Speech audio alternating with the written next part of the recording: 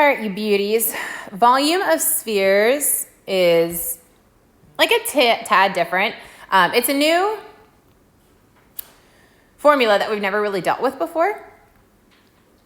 And really, this is the only time you would actually use this formula.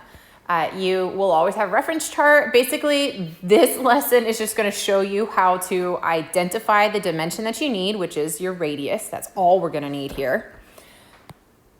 Like literally, that's it, because that's the only thing in here we don't know for a formula.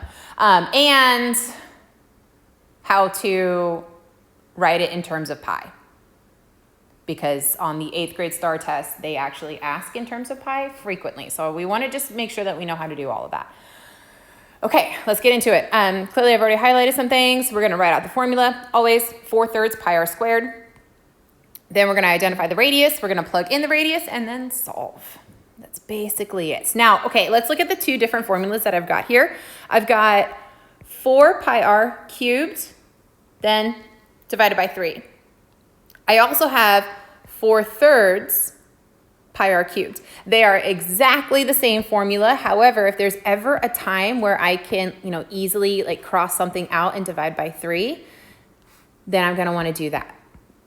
But we will always do the exponent first. Okay, let's just get into it. Starting with this first guy. Find the volume of the sphere. We're going to write out the formula. So volume equals 4/3 pi r cubed.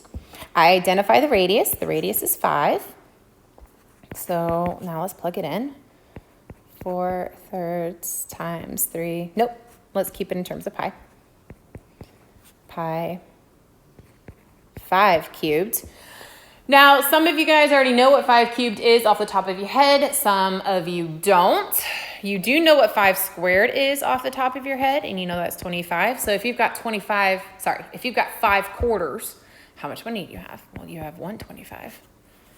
So now volume equals 4/3 times 125 times pi. Now I am still writing it in pi because I am trying to get to the terms of pi, in terms of pi. Meaning I am going to simplify everything I know how to do without converting my pi symbol to the actual number of 3.14 or using my calculator, because in 8th grade we use calculators. So I already found my exponent, 5 cubed. Now I'm going to multiply 125 times 4/3.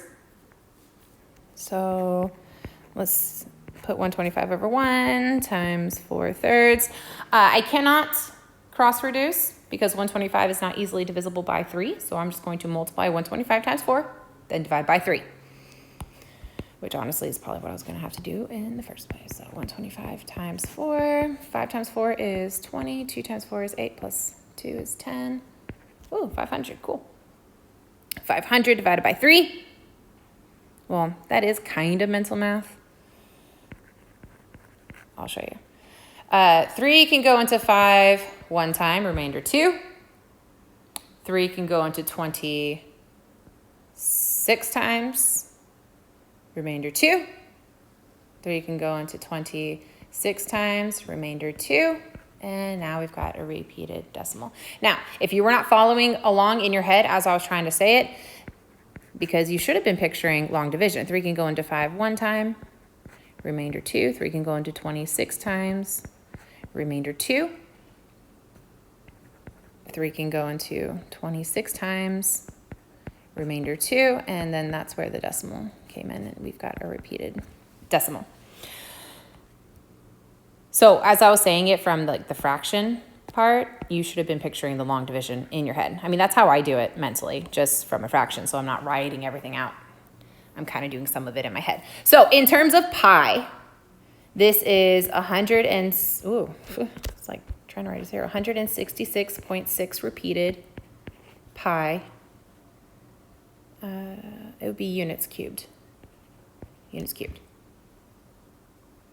Now, the actual volume is 166.6 repeated times 3.14.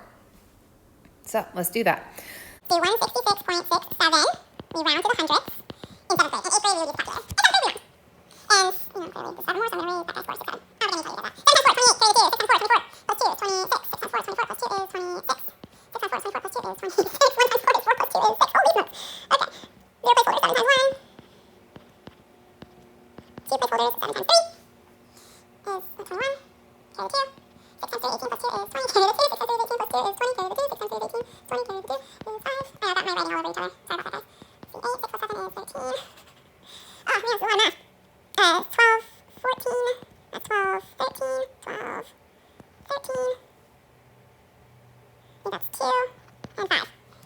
And we will go in 4 times, rounding to the hundredth. So 523.34 units cubed. I'm putting U for units because they didn't tell me my units in this problem.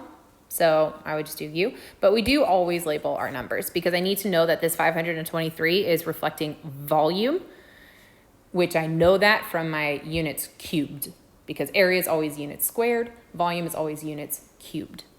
Okay, try that same math, which is a lot of math, I know that, with this guy right next to it. Find the volume of the sphere where the radius is 3. Coolio. Let's try one where they give the diameter instead of the radius, which honestly is gonna be the same. We know mental math, so if they give me the diameter, I know to just cut that in half. The radius is 7. Boom. Volume equals 4 pi r cubed divided by 3. I actually can't reduce. I already know that because my radius is not a multiple of 3. And on this one, my radius was a multiple of 3. You see it's 3 cubed, so I could have reduced. And I'm really, really hoping that you guys did that. Makes your life a little bit easier. Okay, let's find this in terms of pi. I know my radius is 7. So we're gonna do, I do not know what 7 cubed is off the top of my head. So we're doing 9 times 7 is, 63? 4 times 7, 28. Yep, 28 plus 6, 34. It's like a really big number. Okay, so 4 times 343 times pi divided by 3. All right, let's do 4 times 343 and then divide by 3. Honestly, guys, they may like stop it here and it might be like 4/3 times pi times 343. Like here, 4/3 pi 343. That might be an answer choice. I don't think so though. I think you actually have to simplify all of it because we know how to multiply by 4 and we know how to divide by 3. So let's do that. So 343 times 4, and then we're going to divide by 3. But we're going to divide by 3 mentally. I'm going to try to do that fraction thing again. 3 4 is 12, 4 times 4 is 16, plus 1 is 17, 13. Okay, so 1,372 divided by 3. Now mentally, I am picturing long division in my head. 3 can go into 13 4 times, remainder 1. 3 can go into 17 5 times, remainder 2. 3 can go into 22 7 times, remainder 1. And I know 1/3 as a decimal is 0.3 repeated. So again, if you were having trouble following along with that, you should be picturing the long division in your head. And let's show it just so I can give you guys a visual. 3 can go into 13 4 times, remainder 1. 3 can go into 17 5 times, remainder 2. 3 can go into 22 7 times, remainder 1. And then 3 can go into 10 3 times, it's 9, remainder 1, repeated, so on. So 457.3 repeated, pi. Volume equals 457.3 repeated, pi. That's in terms of pi. Units cubed. Because again, they didn't give us our units. The actual volume, we will now go back and multiply 457.33 times 3.14. You guys work it out on your paper. I'm going to fast forward and speed this up. 3 times 4 is 12 plus 1, 13. 7 times 4 is 28, plus 1 is 29. 5 times 4 is 22, 4 times 4 is 16, 18.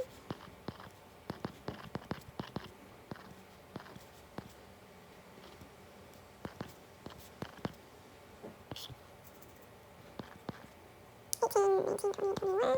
That's 4, 11, 20, 10, 16, 2, 6, 13. Okay, nice. All right, so the total volume is 1,436.02 units cubed. Oh, yeah, that's a lot of math. But again, in 8th grade, we have calculators, so we actually don't have to do this much math. But in 7th grade, yeah, we do. All right, try that logic, all that math, with this guy where your radius is 6, which means you can reduce, because after you find what 6 cubed is, divide it by 3. Cool. There we have it. Okay, now let's get into these last two, where it looks like they give us the volume and we have to find the radius or the diameter. So the first one, I'm going to find the radius, and then you guys know that all you have to do is find the double it to find the diameter. Okay, so volume. A sphere has a volume of 36 pi inches cubed. Ooh, they gave me in terms of pi. How cool is that? I love it when they do that, and I'll show you why. 36 pi inches cubed. This means that I don't have to worry about pi. I just have to dissect 4/3 r cubed equals 36. I just have to work backwards. So I wrote that really fast. Let me go back and figure out and tell you guys how I did that. So volume equals 4/3 pi r cubed, right? Now, I don't need to worry about my dimensions, and I don't need to worry about the pi. I just need to worry about the 36 and the 4/3 r cubed, right? Because I can knock those guys out, knock that guy out. And that just leaves me with 36 has to equal 4/3 r cubed. Okay, now I'm solving for r. Gotta isolate the r. Now, 4/3 is multiplying times r, so I can either divide both sides by 4/3 or just multiply by the reciprocal, and that's what I like to do. So we're gonna multiply by 3/4 on both sides. Now, that cancels out. I am going to put this over 1 so I can see if I can do this, and I can. 4 and 36 have a common factor of 4. So it's just 9 times 3, which is 27, equals r cubed. Now the cube root of 27, so I'm thinking what times what times what equals 27. Now I can start with 1. 1 times 1 times 1 equals 3. 2 times 2 times 2 equals 8. 3 times 3 times 3 equals 27. What? There it is. Okay, so my radius is 3. Done. The cube root of 27. And we would write this as the square root sign with a 3. So the cube root of 27, because I am taking the cube root of both sides. So the cube root of r cubed is r. And the cube root of 27 is 3. Therefore, my radius is 3. Okay, I know that was kind of sloppy, so let me start you guys off with this one. Or pause it right now so you can try to figure it out yourself.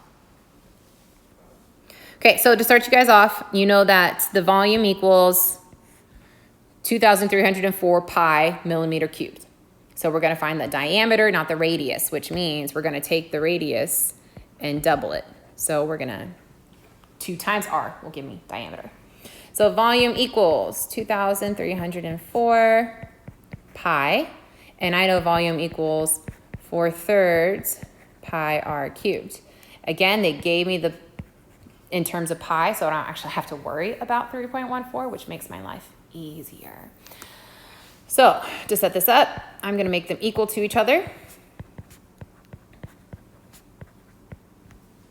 And then multiply by the reciprocal, and from here I feel like you guys should be able to do it. This is a little hard to do without a calculator, so the radius is actually, I hope you're able to get to this point. Because after you find the cube root of both sides, it actually comes out to 12. I didn't want to torture you guys. So the radius is 12. So that means your diameter is, 24. Okay. I hope that made some sense to you guys. Again, this is not an extremely hard concept. It's just a lot of calculations.